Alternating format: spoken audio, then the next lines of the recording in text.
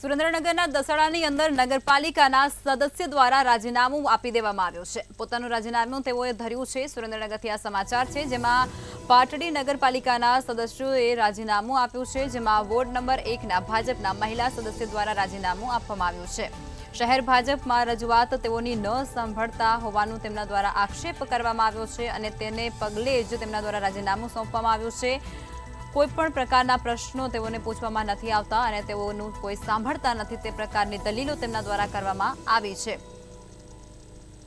સાથે જ જો કોઈ પ્રશ્ન પૂછવામાં આવે છે તો તેઓને અપમાનિત કરવામાં આવતા હોવા સુધાના આક્ષેપો તેમના દ્વારા લગાવવામાં આવ્યા છે। સુરેન્દ્રનગરથી આ સમાચાર છે, જે અંતર્ગત દસાડાની અંદર નગરપાલિકાના સદસ્ય છે તેઓએ રાજીનામું આપ્યું છે।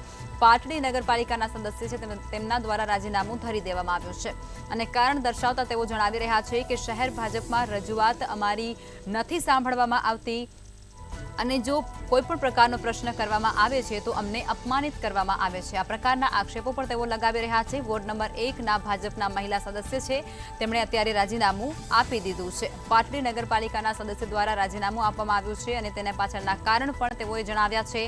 કારણ જણાવતા તેઓ કહી રહ્યા છે કે શહેર ભાજપમાં અમારી કોઈ રજૂઆત નથી સાંભળવામાં આવતી।